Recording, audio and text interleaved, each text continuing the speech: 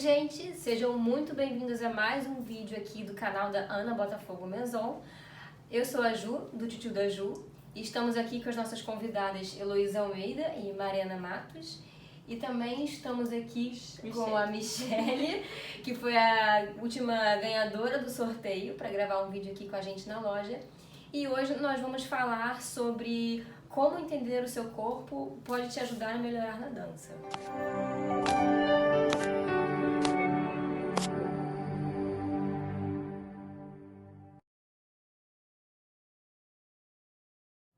Então, eu sou Heloísa Almeida, me chamam de Elo, eu trabalho sou professora de dança do curso de licenciatura em dança aqui da Cândido Mendes, aqui no Rio.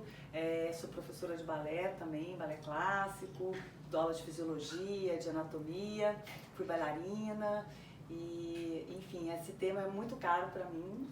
É um tema que eu gosto muito, eu insisto muito nessa questão de que somos bailarinos sim, fazemos arte sim, mas fazemos com o nosso corpo. Então, quando vocês me convidaram, eu achei super legal que a gente possa falar disso. Então, eu sou Mariana Matos, eu sou formada pela Escola de Dança, passei por algumas companhias, o Municipal do Rio de Janeiro, a São Paulo Companhia de Dança, companhia lá fora também, mas fiz educação física. Comecei mais pro lado da ciência, o lado acadêmico, terminei o mestrado em Ciências do Exercício e do Esporte. Eu e a Heloísa, a gente faz parte de um mesmo grupo de pesquisa em Ciências do Exercício e da Saúde, lá na UERJ. E a gente estuda juntas esse tema de dança, de balé clássico, lá na UERJ. Então é um tema que a gente gosta muito de discutir e debater. Eu sou Michele Neto, eu fiz balé minha vida inteira, fiz faculdade de dança, sou licenciada e bacharel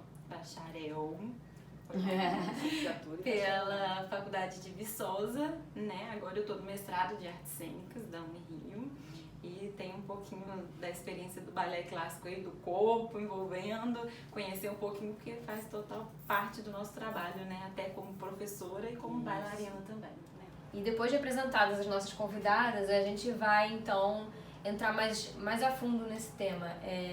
Estudar o corpo, como é que isso vai ajudar a melhorar a minha performance enquanto bailarina, de todo mundo que está assistindo também? Então, esse tema as questões anatômicas, as questões cinesiológicas do nosso corpo, às vezes a gente não... Parece que como a gente é artista, né, a gente não quer muito falar sobre o corpo. E a gente demanda um trabalho físico muito difícil, duro e que Específico, né? Muito específico. E que eu acho que a gente tem que começar a falar mais desse corpo e achar isso natural. E até para fazer as trocas com um médico, com um fisioterapeuta, com um educador físico, né? De virar e falar assim, olha, eu estou tendo dificuldade nisso, nessa habilidade, eu não estou conseguindo fazer esse movimento, esse gesto, por quê?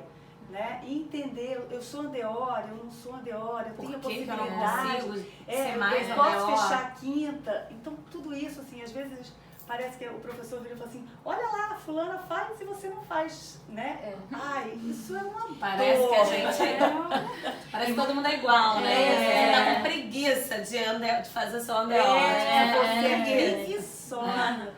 Então, depois que eu estudei, eu me machuquei, me lesionei, exatamente por essa questão, eu não tenho essa possibilidade total de andeor e tive que fechar a quinta a minha vida toda, né?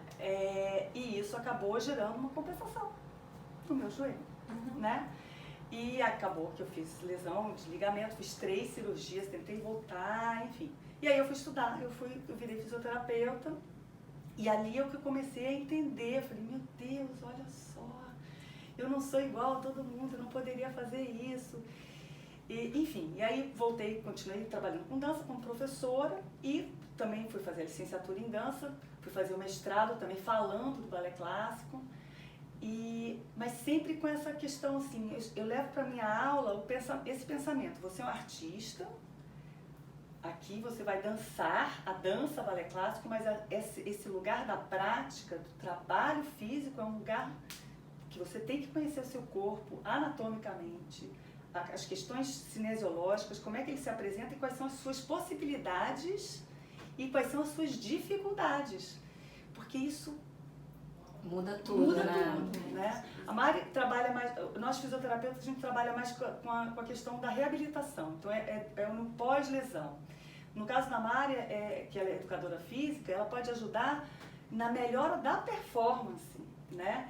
E nós que somos licenciados em dança, a gente vai conseguir olhar o nosso aluno de um outro modo, né? E isso eu acho que é muito importante. Aí a Mari pode falar um pouquinho dessa... Não, a gente estava conversando sobre isso, né? Como a gente enxerga o balé e o que nos difere do atleta, né? Porque a gente vê um certo receio de fazer essa comparação, como nós somos artistas, nós não somos atletas, mas as demandas físicas são semelhantes para o nosso corpo, né? A gente exige um grau de flexibilidade, de força, de condicionamento cardiorrespiratório semelhante a de um atleta. Mas ao mesmo tempo a gente não se propõe a fazer esses tipos de estudo e aí a gente só repete padrões que foram formados lá no século XV, né? A mesma aula, o mesmo ensaio, o mesmo padrão. E a gente aprende a conviver com coisas que eu acho que hoje em dia não cabem mais. Do tipo, bailarino, se lesionar é normal, ter dor é normal, não tá doendo, não tá bom. Você vai terminar a sua carreira cedo.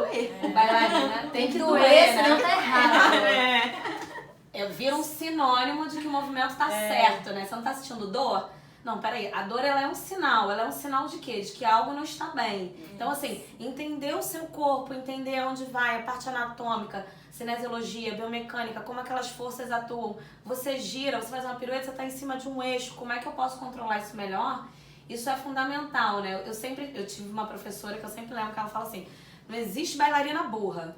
Não existe bailarina burra. E realmente, a gente tem que pensar no que está acontecendo. A gente faz um movimento porque um músculo contrai, a gente ativa uma alavanca, a gente faz um movimento porque tem algo aqui dentro acontecendo. As minhas células vão ativar um certo tipo de metabolismo para me dar aquela energia. Então tudo isso vai fazer eu dançar, né?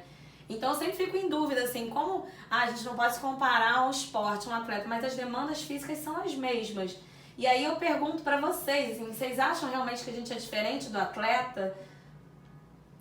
Fisicamente, assim? No trabalho físico. No trabalho físico. No trabalho físico eu acredito que não, né? As exigências são muito grandes. Você estava falando que os movimentos têm que se tornar naturais, mas na verdade quando você para pra pensar, peraí, é natural do ser humano ficar andeor? Na ponta? Subir na ponta dos pés é natural do ser humano? Que esforço tem que fazer para isso? Não, parece que não é natural do corpo, mas a gente tem que aprender a fazer isso natural. E é por isso que esses conhecimentos eles se tornam importantes. E aí, eu acho que a gente vai agregar valor, né? Quando a gente conhece o nosso corpo, as nossas possibilidades, as nossas dificuldades, aí a gente consegue trazer o artista que está aqui dentro, mas o corpo tá ali, o corpo é físico. A gente gostaria que fosse espiritual, mas não é. E isso pra gente como bailarino, né, entender como o nosso corpo funciona, onde é meu eixo, que força que eu vou fazer, qual músculo que eu vou contrair. E pro professor isso é fundamental, você saber olhar o movimento, você saber passar o movimento de forma correta, né? Não forçar além do que aquele aluno pode te dar. Então, o conhecimento de anatomia, de biomecânica, de fisiologia vai te ajudar a passar o conhecimento de forma mais segura para esse aluno, né? Que a gente vê ainda... Porque algumas vezes os alunos chegam e eles não têm a consciência, né? Que Lógico. eles precisam ter a consciência desse corpo. Então, o papel do professor ali é fundamental para reconhecer o que ele é capaz, até onde ele pode ir, tá estimulando aquele aluno a se conhecer, né? Acho que isso. E você acha que a faculdade te ajudou? Nossa, pra caramba, porque antes eu era só bailarina mesmo, né? Eu era essa pessoa que não tinha muito essa consciência, né? Tá doendo, deixa doer, tem que doer mesmo pra alongar mais. E quando eu entro na faculdade e me deparo com matérias de fisiologia, anatomia, né? E aí eu vejo, nossa, eu não conseguia virar minha perna porque não é possível, sabe? Eu não tenho essa estrutura. E aí eu vou com outro olhar pro meu aluno, né? Chego lá e falo, olha, é normal, você não vai conseguir, vamos trabalhar dessa maneira, às vezes você um dia chega lá, o seu melhor é esse, sabe? Assim, a faculdade foi um divisor ali nos meus pensamentos, assim, sobre a consciência corporal, assim. E é legal porque quando fala assim, que ela fez, eu e ela, a gente fez licenciatura em dança. Aí as pessoas, tem muita gente que fala um pouco assim, você fez faculdade de dança e conhece um monte de gente que fez faculdade de dança e não sabe fazer uma aula de balé. Gente, a Uma faculdade coisa é é ensinar. de a faculdade é de dança. dança, É sim, de dança, de várias Sim. danças, não é só de balé, não é uma faculdade de balé. Então você ali está pensando... Não, e a licenciatura, para você ensinar, para você educar, né? Mas mesmo, vamos supor, se você entra, por exemplo, eu já vi gente lá da faculdade, que foram meus alunos, que faziam danças urbanas. Sim. E eles continuaram sendo professores de danças urbanas, aprendiam lá um pouquinho de balé, flex ponta do pé, experimentavam o balé clássico, mas eles de forma alguma iam sair dali fazendo aula de balé clássico, né? Então, assim, às vezes formadora de bailarino, não é formadora, né? da mesma Não forma, é essa função, exatamente, o verdade. educador físico tem várias áreas que ele pode atuar, Sim. né? Ele não sai dali formando. Ele vai ser um atleta, tudo. ele vai ser um preparador físico, Ele né? vai ser um profissional de educação Mas física. ele pode ser um pesquisador, Pode ser um ele pode ser pesquisador. várias coisas. Eu, como fisioterapeuta, podia estar atuando dentro do hospital, eu podia estar atuando nas questões respiratórias, eu podia estar atuando... tá parecendo aquela coisa, eu podia estar atuando, eu podia estar fazendo. Gostei muito disso. Mas, enfim, eu podia atuar como fisioterapeuta respiratória, como fisioterapeuta neurológica. Você forma num todo, né? Você forma num todo. O pensamento da fisioterapia, da reabilitação. E a mesma coisa com a dança. Então, quem puder fazer a licenciatura em dança ou até o bacharelado é para ampliar, Isso. não para virar bailarino. Então, assim, tem que virar bailarina, fazer aula mesmo, entrar na em escola, uma companhia bacana, bailarino, fazer né? balé. Você tem que entrar numa escola e fazer aqueles, no mínimo, 6 a 8 anos aí para você ir fazer muito, né, gente? Não é fazer duas vezes na semana. Né? E essa demanda física, né, Mari, que a gente estava falando. A gente estava comentando sobre essa questão, né, de independente da gente ser artista, né, que a gente tem dificuldade de se colocar nesse papel, né, de pessoa física. Tem um corpo que tem essas demandas. Como a gente vai entender isso? Como a gente vai trabalhar no aluno isso? Como a gente vai trabalhar no bailarino isso? Então, assim, acho que esse papo hoje é para estimular a busca de conhecimento, na verdade, Exato. né? Pra gente parar de reproduzir no sentido de cópia, né? Assim, sem pensar no que a gente tá fazendo. Repete. De ficar repetindo, sem pensar no que a gente tá passando pro nosso aluno. Falando, repete O quê? O quê, né? Eu tô fazendo a pirueta. Não saiu bom. Repete. Tá, mas... Por quê? Como você vai dar esse feedback Dá um pro aluno, retorno, né? Se você assim, não enxerga o na hora que você tá movimento. na quarta posição, tudo bem, você pode falar do anteor e tudo, mas assim, você não tá mantendo o anteor o tempo todo, a sua cabeça não Preciso tá fazer um reforço funcionando. de propriocepção do seu tornozelo, vou fazer um Exatamente. trabalho específico pra isso, ou você vai procurar alguém que vai te ajudar nisso. Então, assim, você tem que ter essa visão, porque senão a pessoa vai repetir a mesma coisa e não vai adiantar em nada, né? É uma repetição que não leva a lugar nenhum, né? Ou se leva a dor e a lesão, enfim. Que não é o que a gente quer, né? Eu acho que uma coisa que eu vejo é que essa questão de ficar repetindo, reproduzindo, é que o professor, acho que às vezes ele repete o que funciona para o corpo dele, esquecendo que os alunos têm São corpos diferentes. diferentes. Um vai ter um perna em X, o outro pode ser que tenha um quadril mais largo, o outro pode ser que tenha um acetábulo diferente, que não tem aquela possibilidade toda de andeor. O que funciona pra um não vai funcionar pra outro, né? E o Necessariamente. professor, né, Michele, vai ter que ter essa habilidade. Para reconhecer, Pra né, reconhecer. essas diferenças e potencializar também, né? Com Exatamente. certeza. E aí o aluno se sente mais forte para poder mostrar o melhor dele e sabendo, tendo mais domínio, né? E podendo conversar com outros profissionais, poder conversar com o educador físico, falar, olha, né, a questão do andeor, que é uma questão polêmica sempre, né? Que é o andeor, é uma rotação externa. Que é uma rotação externa da coxa, também tem lá a inversão do pé. Então, todo esse movimento precisa ser mantido durante toda a nossa dança. Não é uma coisa assim, vira andeor e larga, vira andeor e larga. Vira andeor e mantém. Então, as forças, que aí o pessoal da educação física vai saber trabalhar tão bem, enfim. Eu acho que a gente tem que se unir, né, gente? A gente tem que agregar, juntar das mãozinhas, assim. A gente estava conversando aqui antes, né, que que o ideal, né, a gente falou aqui tá falando sobre esse trabalho multidisciplinar, né, com um bailarino que deve vir não só quando a gente pensa numa companhia, mas na formação dele, né, porque a gente tem um trabalho que é a aula que a gente faz, a gente já sabe, a ciência já nos mostrou, os estudos já nos mostraram que a aula sozinha, a aula de balé sozinha não prepara o nosso corpo para o que a gente vai precisar na hora de dançar. Isso, que Isso é muito interessante. Tá Então, estudando, que a Mari tá estudando. é o ponto que eu estudo isso. Então, assim, o que acontece? Eu faço uma aula que eu trabalho tais passos, mas numa intensidade fraca, porque toda hora eu paro. É um exercício que a gente chama de intermitente. Meus passos são curtos, toda hora eu paro para dar uma explicação, então a pessoa para, eu viro para um lado, eu viro para o outro. Só que na hora de dançar, você dança 5 minutos direto. É verdade. E aí você sai pra coxinha e fica assim, morrendo. Sempre você tá em déficit de oxigênio o tempo inteiro. Então, assim, a gente já sabe que a aula de balé não prepara o nosso corpo para as demandas na hora de dançar. E a gente continua repetindo esse modelo. Mas não que o modelo da aula de balé deva sair, não é isso que eu tô falando. Ela é importantíssima. Mas na aula de balé, o que a gente trabalha? A gente trabalha a parte técnica. A gente trabalha a execução do passo. A gente trabalha o movimento.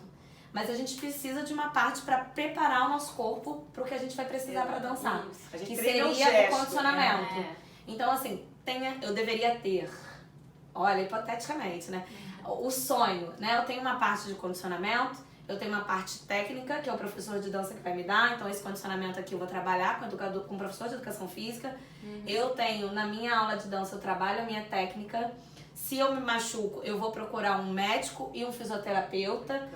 E eu tenho o meu ensaiador que vai trabalhar a minha coreografia, a minha dança, a minha arte.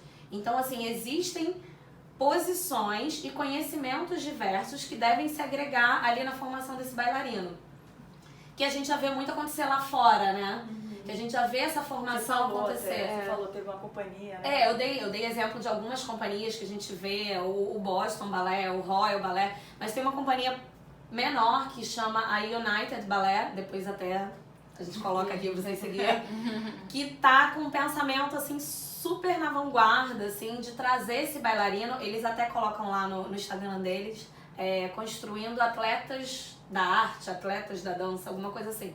Então, que eles já vêm na formação, eles têm um programa de trainee muito legal, que eles já vêm na formação desses bailarinos, mostrando que eles precisam cuidar do corpo e da saúde deles. Que isso é parte do dia a dia deles, né? Que isso deve ser parte da formação e do dia a dia deles, né? Na minha experiência, assim, que eu tive, eu sempre fiz uma aula extra, né? Eu ia fazer minhas aulas, depois eu ia fazer minha aula de chão, minha aula de pilates, minha aula disso, só que eu também tinha condromalácia, hoje em dia é dor anterior no joelho, tá no grupo da dor anterior, que é um desgaste ali da cartilagem da patela nos 2 joelhos. Tinha uma lesão de quadril também, mas na minha cabeça, quando eu fui formada, isso é normal. Você é bailarina, você tem que viver com essa dor. E você deveria ter sido trabalhada exatamente nas suas especificidades, Sim, né? mas aí o que acontecia? Eu ia fazer essas aulas extras, isso não me agregava muito. Porque era um momento que eu deveria estar descansando, que eu já tinha dançado 8 horas por dia, 10 horas por dia, e aí eu tinha que buscar no meu extra um trabalho externo, e aí eu sobrecarregava ainda mais o meu corpo. Eu trazia uma carga ainda maior, e a gente sabe que no balé a maior parte das lesões são por excesso de uso, e eu trazia mais uso, sem periodizar, sem pensar no que fazer. A periodização que você fala. Isso a gente pode falar um pouquinho mais pra frente, mas assim, sem pensar no que eu tava fazendo naquele momento. Então eu dava o tempo inteiro 10, 8 horas por dia pro meu corpo e um descanso pequeno, e isso logicamente vai machucar. E a gente tem uma cultura de que é normal, você tem que dançar assim, você tem que dançar com dor. Eu lembro de final de ano, eu ter que levantar apoiada, assim, parecia uma velhinha, né? Levantar que eu não conseguia ficar em pé, né? Então, eu acho que já tá mais do que na hora da gente mudar isso. A gente vê que isso lá fora já tá andando e a gente precisa mudar isso aqui dentro também. E aproveitando que a gente falou tanto de Andeor aqui, a gente vai chamar a Loane para demonstrar o que seria esse Andeor que a gente tanto quer atingir no balé, né? Isso, vamos tentar mostrar para ela. Vem, Luane. Então, a gente vai falar um pouquinho de Andeor, né? E aí eu vou chamar a atenção, lógico, gente, ela é incrivelmente linda, né? Tem um corpo com todas as características de uma bailarina clássica, né? Então, assim, não dá pra gente comparar. E ela também é Andeor, né? Ela tem todas essas possibilidades. Então, por exemplo, os rotadores externos, eles estão aqui atrás. Eles fazem a rotação externa. Só fecha o paralelo. Olha lá, quando ela ativa os rotadores externos que terminam, isso, ela está ativando, que estão aqui, que terminam aqui no trocânter, vai lá, puxa o vira Andeor agora, segura, isso. E ela vai ter que manter essa rotação externa, que é diferente de fazer retroversão da pelve ou anteroversão da pelve, né? Então ela vai manter só os rotadores externos. Contraindo o quadríceps, né? E aí, consequentemente, o joelho está esticado. Ela também não desaba não dá pra ver. Não dá pra ver, mas assim, enfim, ela tem as condições ideais. Isso daqui é o ideal. Mas vamos supor que ela não conseguisse manter. Fecha um pouquinho. Ela vai desabar o arco do pé, né? Vai soltar aqui. E olha só, ela não vai trabalhar no máximo de potência dela. Isso aqui é muito importante. Fica um pouquinho de frente lá pra... você tem um pouquinho de joelho recurvado, né? Tem. Vendo? Mas olha só, solta um pouquinho os rotadores externos. Olha aqui, ó. Tá vendo? Agora ativa lá os rotadores externos. Olha como muda a musculatura, né? Fica bem chapado, assim.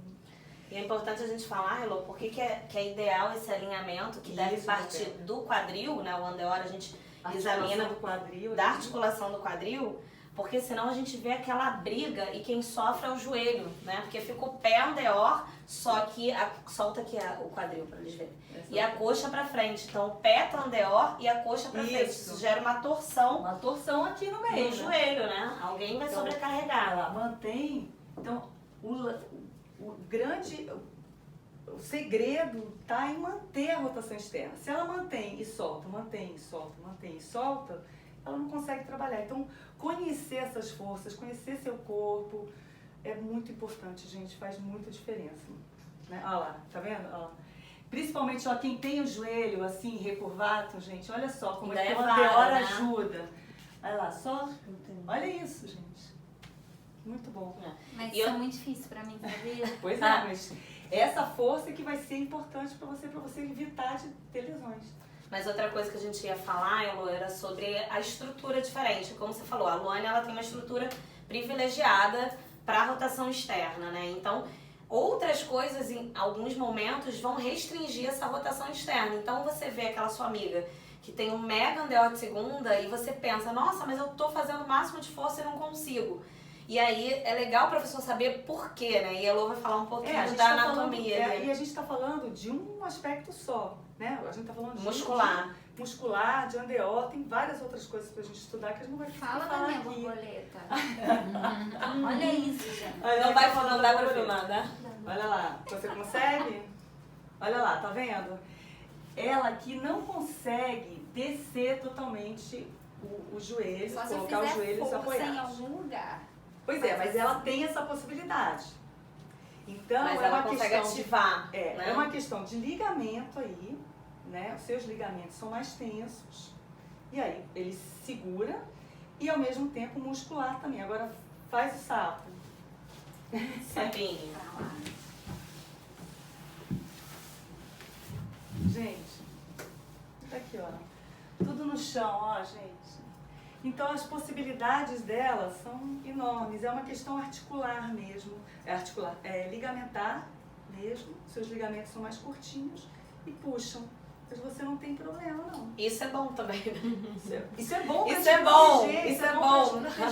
Porque ligamento liga, tá, gente? Ligamento liga. A gente não fortalece o ligamento. Exatamente. Está ali ajudando a manter a estabilidade da sua articulação. Então é bom você ter um ligamento que te segure. Gente, ela fica assim, eu queria muito fazer isso. É bom você ter um ligamento que te ajude a segurar no movimento. Senão você vai fazer um développé e aí, ó, sua perna vai voar lá longe, né? O fêmur vai descolar ali do acetábulo. Aí é luxação, né? Tá, gente? Aí é luxação. Mas é mais raro no quadril também, é mais raro. Mas assim, então ela tem um corpo, um físico privilegiado, ideal. E foi o que a Elô falou, a gente falou aqui de questões musculares. Existem outras questões anatômicas que vão limitar também esse andeor, né? E aí tem as questões de periodização, que a Sim. Mari também estuda, que aí é uma outra questão. Então tem muita coisa pra gente agregar valor ao nosso trabalho. E não menosprezar, e assim a gente juntar. Quanto mais informação a gente tiver, melhor. É isso. Aproveitando aqui a Luane também fez educação física. Ah, é verdade. Também é profissional de educação física também. Corre atrás, faz o dela lá, todo dia na Smart tá ela lá, na esteira. Não, depois que eu me formei também, me ajudou em muita coisa assim no balé, isso mesmo de entender o corpo, de acrescentar a musculação com o balé. Eu mudei o meu físico, mudei minha forma de pensar, de trabalhar, de tudo, assim, me machuco bem menos, tenho menos preguiça. Tem, né? E daí, você falou da musculação, né? Melhor Que a gente tava falando que existe um preconceito, né, do bailarino pra musculação. Não sei se todo mundo... Verdade. Primeiro que há uma coisa que a gente acha chato, né, no início. Ai, é muito chato. Mas não é, gente. É uma ciência muito bacana quando você começa a entender melhor e aplicar. E usar ela bem, né? E usar ela bem. E é desafiadora também, pode ser desafiadora. E ela vai te complementar. E outra coisa é o mito do que se você botou peso, você vai ficar gigante. Vocês estão vendo a Luane aqui, né, gente? Tipo, se eu botar um pezinho na minha perna, eu vou ficar enorme. Ou o braço, né? Tipo, muita gente fala... Eu malho muito mais braço do que perna. E olha o braço dela, gente. Então, o que eu quero dizer... Ó. Mas é difícil ficar grande, não é, Luane? É difícil. As pessoas falam como se fosse uma coisa fácil, né? Eu vou pegar um peso, amanhã eu vou estar fisiculturista. Não é assim, né? Existe todo um trabalho para você ganhar uma musculatura, né? Que existe uma nutrição, um descanso, uma preparação adequada, né? Então, como a Luane falou, o que ela mais malha é braço, o que ela mais treina é braço. E eu escuto muito, eu não posso pegar braço, não vou ficar com meu braço enorme. Eu fico assim, nossa, então a gente só teria fisiculturista, né? Conhecimento. Quanto mais conhecimento a gente tem, e aí pode ser fazendo fisioterapia, no caso, fazendo educação física, uma faculdade, fazendo licenciatura ou bacharelado em dança, mas enfim, trazer pra gente se juntar. Eu conversar com um educador físico, né?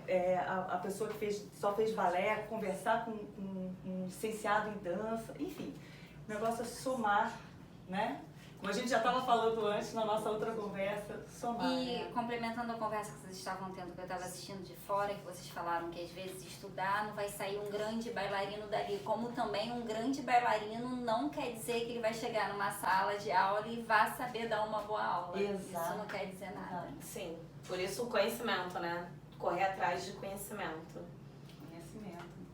Então, parabéns, Luane, você. Obrigada. A gente se formou juntas, gente. Não, gente, olha aqui, ela tem o tamanho. Olha, gente, se eu tivesse nascido uns 20 anos depois.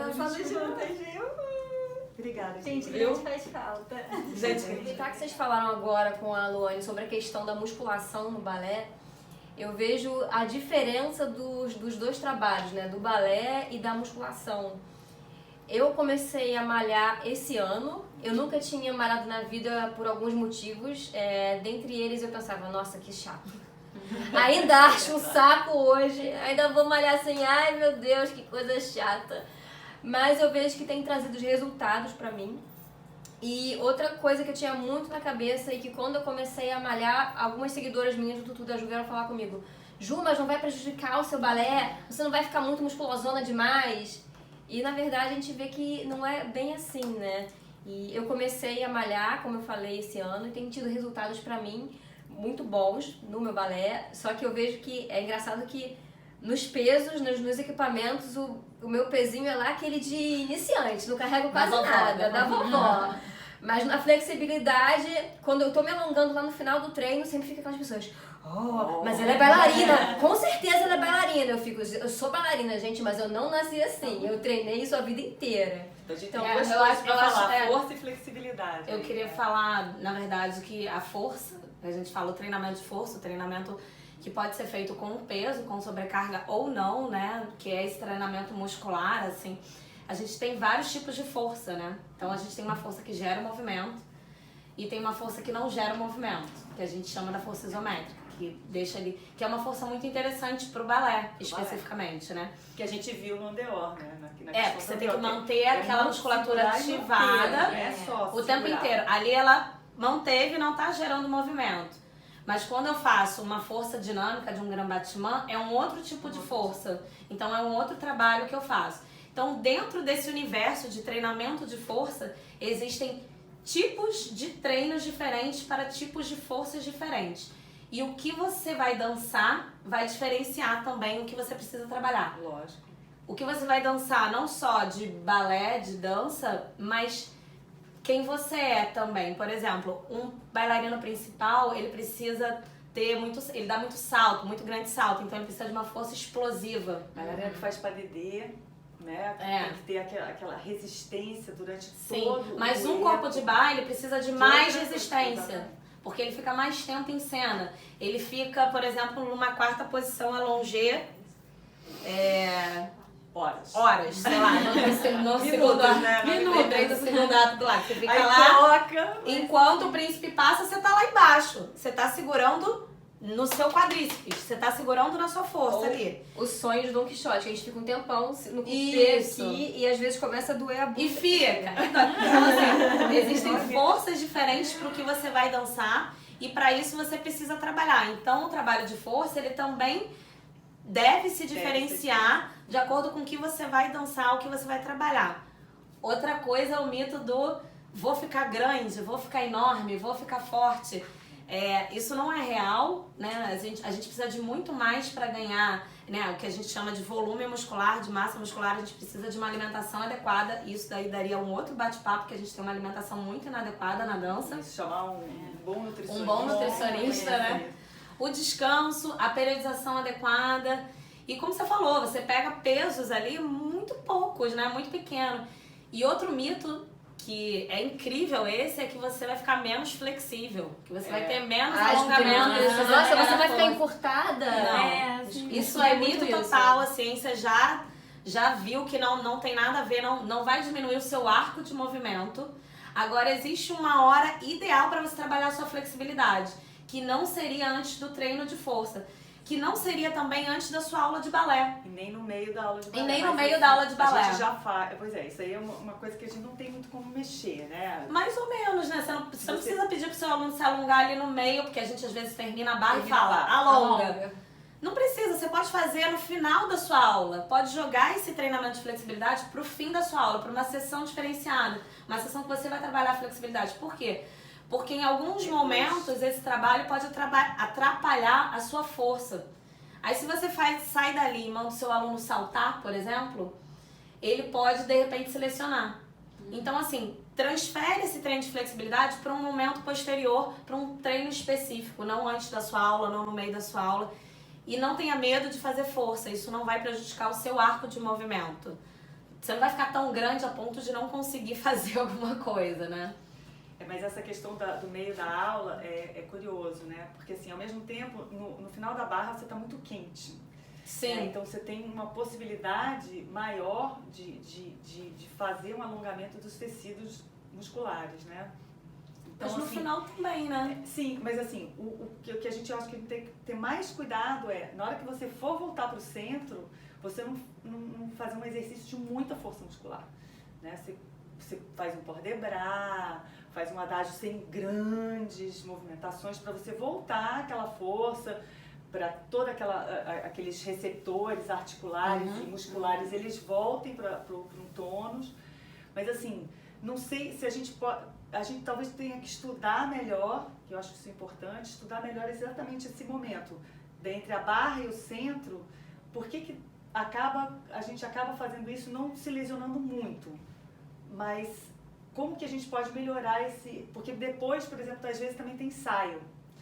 Sim, então, eu tô falando assim, pra ele pensar numa sessão em separado para trabalhar a flexibilidade, né? Uma sessão, uma parte do seu dia que você vai trabalhar a flexibilidade, de forma separada, né? Como o pessoal estuda hoje em dia. Então, o pessoal, na educação física, eles fazem treino de força num dia, treino de flexibilidade no pode ser até no mesmo dia, mas você tem que separado. Adequar essa ordem, entendeu? Pra não te prejudicar, fazer, né? Por exemplo, só uma aula de chão, né? Isso, ou você vai fazer essa aula de chão depois da sua aula, né? E não botar aquilo tudo no mesmo bolo ali. Porque a gente tem muita mania de se alongar o tempo inteiro, né? Essa parada a gente tá se alongando. A gente vai... E aí vem o outro mito, do que o alongamento previne lesão. Que o alongamento você vai se machucar menos. Isso é outro mito, né? Então, e às vezes, né, Lu, pode ser até o contrário, dependendo de quem você está trabalhando. Né? Se a pessoa tem uma frouxidão ligamentar, se a pessoa já é muito flexível. É melhor segurar, né? Inclusive, essa pessoa. Mas eu acho que essa questão da individualidade, né? Ao mesmo tempo que o balé é uma dança de um corpo de baile, que a gente já falou aqui, né? É um corpo que tem que dançar homogeneamente. Que a gente tem que estar homogêneo na nossa dança, todo mundo mais ou menos fazendo gestos semelhantes, mas ao mesmo tempo tem que ter a individualidade. Quem é a Ju, né? Quem é a Michele, quem é a Mariana, quem é a Elô, cada um, e aí tem uma responsabilidade individual, o meu corpo, e aí eu conheço, e eu como professora ofereço ao meu aluno, olha, essa é a sua informação sobre o seu corpo, né? E essa individualização eu acho que vai ser muito importante, que já tem na educação física, que já se trabalha muito os atletas. A individualidade biológica, que a gente chama, né? A individualidade biológica é exatamente isso, é entender a pessoa como ela é, né? Porque nós somos diferentes. Demandas, né? Para as demandas que ele vai ter. Sim. Então agora agora vai ter no Teatro Municipal, vai ter Copéia. Então quais são as demandas para esse trabalho, né? Eu acho que vai ser seria muito legal se a gente tivesse um pensamento, pudesse ter esse pensamento para cada trabalho que a gente está fazendo, de espetáculo do final do ano. Esse seria o que a gente chama de periodização. Periodização, né? Quando a gente fala de planejamento. O ideal seria a gente ter um planejamento. Eu sei que na dança isso é muito difícil, que a gente não sabe às vezes quando a gente vai dançar. E aí pinta um espetáculo semana que vem. Aí você começa a ensaiar igual uma louca para dançar semana que vem. Mas o ideal é que a gente tivesse algo planejado para a gente conseguir preparar esses períodos, né? De preparação, períodos de ensaio. O que eu vou fazer na véspera? Será que é legal eu ensaiar 10 horas por dia e depois dançar no mesmo dia? Né? Será que isso é o ideal? Então, assim, esse planejamento tem que começar a ser já está sendo estudado, né? Mas tem que começar a ser posto em prática, eu acho, aqui, né? Que legal, né? Porque a gente tem muita coisa pra gente aprender. Olha que dança incrível, assim. Eu fico encantada porque eu falo, gente, tem muita coisa para se estudar. Vocês, essa geração mais jovem, vocês têm muita coisa para levar, para trazer para a dança, né? E para levar a dança para outros lugares do balé clássico, no caso, para outros patamares. Enfim, caminho longo e lindo. Então vamos continuar estudando, né? Para levar boa informação para vocês, né? Muita informação. E finalizamos aqui o nosso vídeo. Eu espero que tenham gostado muito. Deixe aqui nos comentários o que vocês mais gostaram de aprender nesse vídeo. E não deixe de se inscrever no canal e deixar seu like. Até o próximo vídeo. Tchau. Tchau.